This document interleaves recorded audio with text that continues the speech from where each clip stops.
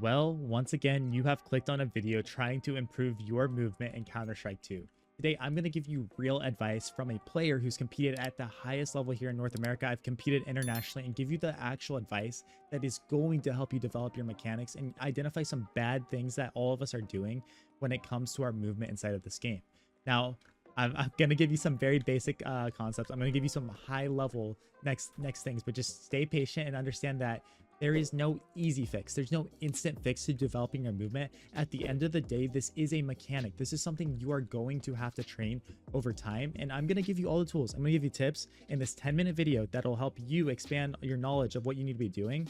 But it's up to you to practice every day and get better at these things. So without further ado, let's go ahead and get right into it, guys. One thing I've realized with my students when I'm coaching them on my second channel, Coach More, is a lot of players are falling into this bad habit. Specifically this: when we are going to take a fight, one thing we are doing is we're really good at moving and having movement when we're peeking, and maybe we're not holding W, we're doing so good. But the second that we spot an enemy, our natural reaction is to crouch, which I'm going to get into. That's not actually a bad thing, by the way. A lot of players might tell you that, but that's not a bad thing. But we crouch and we just sit here and we don't really move. Now, obviously, it's very easy to be like, oh yeah, coach, that's bad, right? But a lot of us are doing that and we don't even realize that we're doing this. So we can identify other people doing it, but it's a big problem that's going on. What you have to be able to do, and this is where, of course, everyone says, donk slide this, donk slide that. And I'm going to explain that to you in detail exactly what you need to be doing. But in short, first, I want you to understand that no matter what you're doing, if you're crouching, if you're spraying, whatever it is, you have to throw in some sort of movement or you are just going to be a completely sitting target. So stop getting into the habit of swinging, recognizing somebody, and naturally just planting yourself in the ground. You go from being such a hard to hit moving target to just the freest kill ever, right? So let's go ahead and talk about the donk slide, a lot of other good stuff, jiggling, tapping, all these different things. But first, I have to give you a message about how to get the coolest looking AK skins with the new animations that are gonna just look so juicy. The sponsor of today's video is Skins Monkey, an automated CS2 trading site with a 35% deposit bonus and a free $5 for one $100 trade. They offer an instant way to get new skins, 24/7 live chat support, and multiple skins in their inventory with so many great filters to get exactly what you like. Right now, they are doing a Christmas event and they are giving out a free gift to everyone. You can get a completely free CS skin, up to 50% deposit bonus, or a free balance to use on the site. The first gift is absolutely free and you can earn more and more gifts depending on how much you trade on their site. In addition, they are also running an advent calendar. This is your chance to be entered in raffle tickets, get deposit bonus and XP on the site. There's just so much good stuff out there for everybody. Please celebrate the holiday season by using our partner Skins Monkey. All right, guys, so let's go ahead and talk about the donk slide first. So in this specific scenario, I guess we'll change it up. I'll fresh this up a little bit here. Say we are swinging onto site here and we know that we're going to fight some enemies in this situation. This is all going to have to happen so fast and it's something you're going to have to train. But I want you to get into the habit of, as we're moving here with our D button, right? I'm pressing D to move in here and my crosshair placement might be bad as I'm explaining this. We're moving in with D. As we take contact on somebody as we're doing this, crouch like we were, right? That bad habit that I said, it's not actually a bad habit. Hit that crouch button and move back towards the direction you were fighting. You'll see Donk do this all the time. He's fighting someone in this apex area. Boom, crouch, and he's moving backwards, right? Boom, crouch, and move back. And I mean, in this situation too, guys, by the way, you don't always have to crouch. If you don't have that much velocity, sometimes you can just run back to the direction you came. That's a very good thing to do too, by the way. Even if your bullets start to become inaccurate, at least you're getting out of cover. Now you might be like, okay, that's cool. That's a great mechanic, but is all that's doing is making me harder to hit? No. What it's actually doing too, and why Donk is so good and so talented as well, is it isolates fights. Say you were peeking out here and you go to start fighting a guy that's swinging on this plane right here, but then his teammate comes out of Palace to fight with him. It's like, oh, we are screwed, right? And if you're doing what you were doing before and you just come out here and crouch and start shooting, that you're instantly traded, right? You're instantly dead. But when we actually start to remind ourselves to always move back towards cover and always go back to the position that we are kind of in, as we're fighting, and we want to be shooting the Palace guy, as we're shooting this guy, we're naturally shifting back to the left. And do you see how eventually we totally negate that double peek or that multiple people shooting us that would have happened? And this is not niche. This is not just like a random scenario. Every single game, this will be something that happens to you. Is when you are peeking out, shooting somebody, and somebody else is going to peek you. Whether they're running out A on Mirage, running out mid. This is a T side thing. You're fighting middle, right? You're fighting window. Start to shift back, because if somebody swings you con, now you can now you can sit there and shoot con without being exposed to the guy that you were fighting in window. And also, a little side note too is when you're shifting back to the side, it also allows you to reset.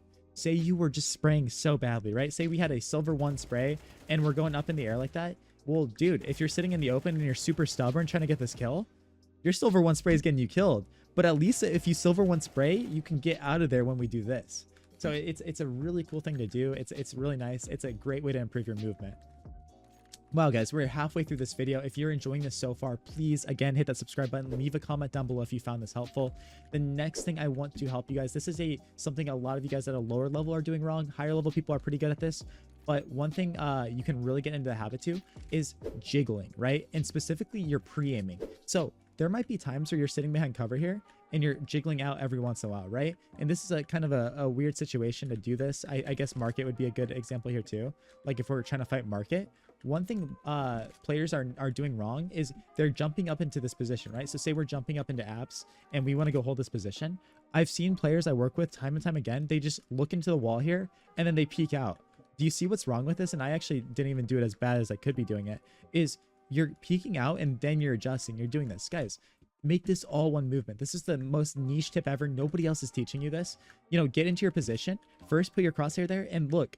Now, no matter where I'm peeking and I'm jiggling like this, my crosshair is actually where it needs to be so that when I spot them, boom, I'm ready to do it. Versus initially, if we're just running into a spot, we peek out here and our crosshair, we have to adjust it. Don't adjust your crosshair more than you have to.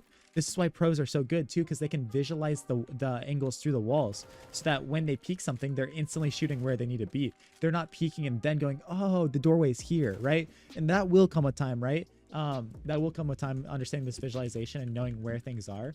But guys, I want to end the video with one concept that I think will actually help you out by far the most. Every student I've worked with personally has benefited so much from this, from face at level 1 to like face level 8, and obviously 10s. Everyone can benefit. I think most people start to develop this later on though, is the concept of if you do not know where to aim or pre-aim or what you need to be doing, the best thing that you can ever do for yourself, the best thing, trace corners. And so I'm going to show you exactly what I mean by this, right? When we're tracing corners, all that means is anytime we're peeking into an angle and we're walking around the map, I'm constantly moving my crosshair around, right?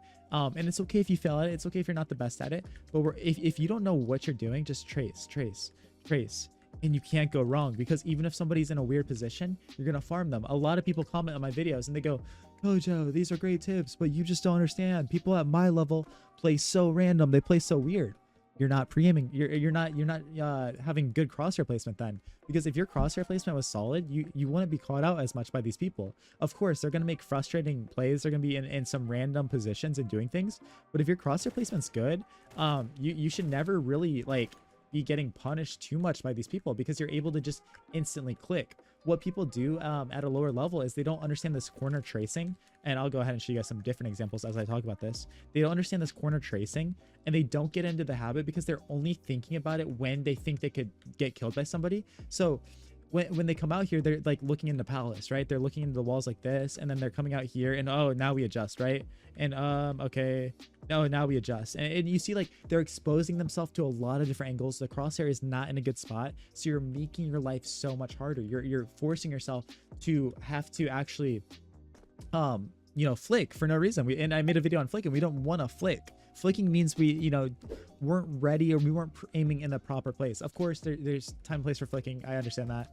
But we don't want to flick more than we have to. You don't want to go around the map going boom, boom, boom, right? Like we don't want to spaz. I'm not gonna give you guys make you dizzy, but yeah, we don't want to spaz around and do that stuff. So it's funny now, but it is something that is holding you back, especially the guys that are lower levels, because this is something I try to improve on. We're never going to be perfect at it. So don't even type in the comments, I'm face level 5 and this isn't my problem at all. It is, because this is something I work on every day, because you can never master this. Something that you can always do better and always improve and improve and improve. So it's a good mindset to get into as well. So, you know, just actively think that. And you might be like, well, how do I practice that, Kojo? One way to do that is using like tools like refrag for Xfire, pre-fire mode. But if you guys have no money, you want a solution that isn't going to cost you anything, do exactly what I'm doing right now. Load into a practice server, go around here and start tracing, right? And I did that bad, right? As you can see, we're tracing. And you know, you can practice the donk slides. You can practice anything we are doing, right? We come out here, practice the donk sliding. And then it's also going to help you through recoil control too, because all this doesn't mean anything if you don't have good recoil control. You can practice the pre-aiming that I was talking about, right? So we're jiggling CT here or something. I guess this doesn't make sense. We're jiggling here. Boom. You know, practice just like that shooting, because like even here, I kind of messed up, right? So boom. But yeah, I think that's gonna be it for this video. I appreciate every single one of you guys. I want to actually ask you a question. Give me the most random fact you can about your country. I always tell you guys to comment something. I want you to make my day and tell me something cool about the place you live in. I appreciate every single one of you guys. Stay tuned for more bangers on this channel. I appreciate all the love and support. It makes me so happy. I'll catch you guys all in tomorrow's video. Peace out.